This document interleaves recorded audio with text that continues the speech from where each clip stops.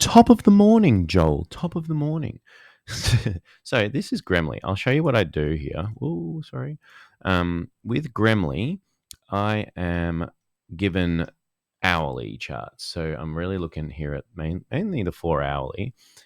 When I look at the daily, there really isn't enough there. You can see it's done a parabolic blow off top, and it's put in a convincing daily candle reversal wick. So just based on that, that's that I'd call that a top, and it has turned out to be one. Which is why a couple of days ago when you told me about it, I didn't buy it.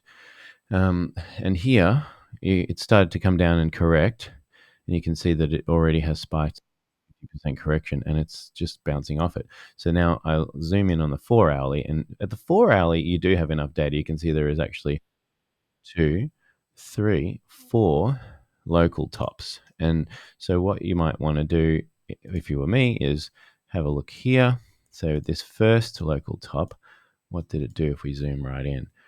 When it made its first local top, it corrected down to, well, probably the 0.218, the 0.272, held its ground, and then it extended to, well, it spiked through the golden fib.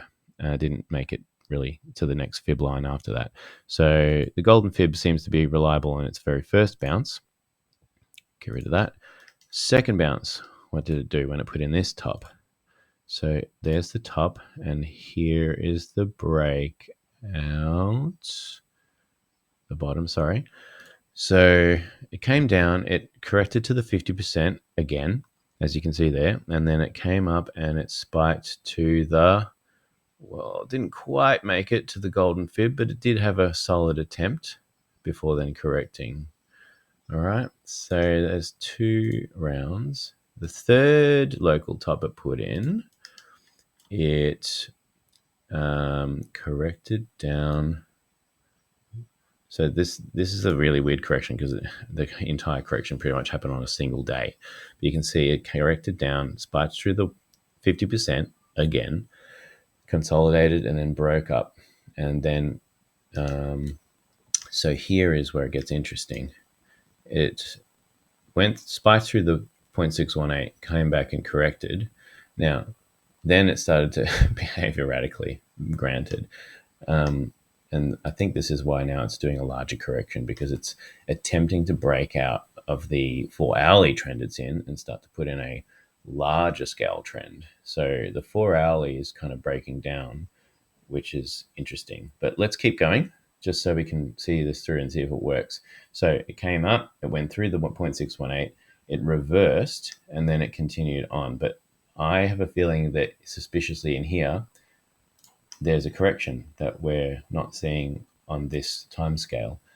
So if I take this as a local top and go down to the point that it broke out of, which was here, you can see that it went down and didn't spike through the 50% until the next day, which it did. So interestingly then, if you were to drill in on the 1 hourly here, you can see that it made that local high, and then it corrected down roughly to the 50% level.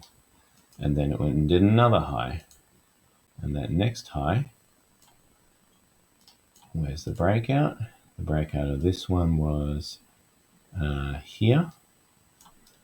And that next one, that high, this is where it's just, now I can't do that same TA. So now we're in a completely new pattern.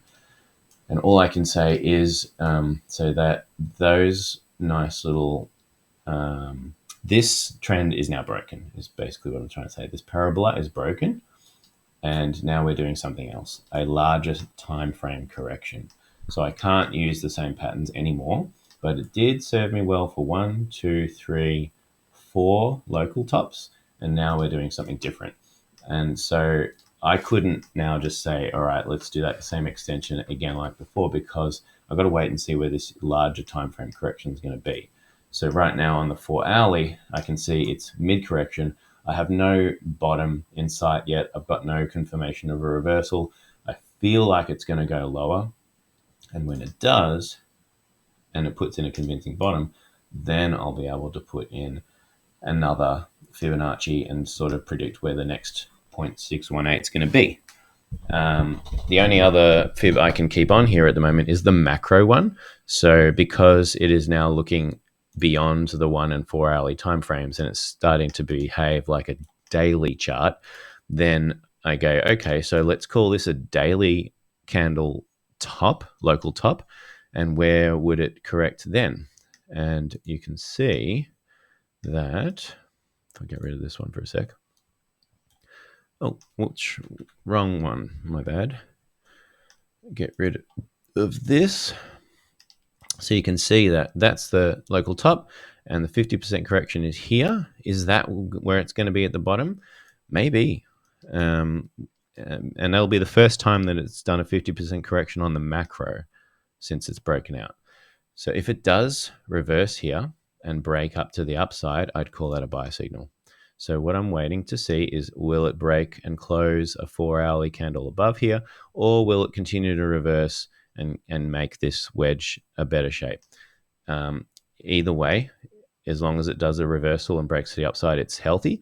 But if it breaks to the downside and closes 4 hourlies below this, then I think the chart's dead. And so that's how TI can help in these cases. I know it's not a lot of data and it's not a guarantee, but it does help. I reckon it does. Bye.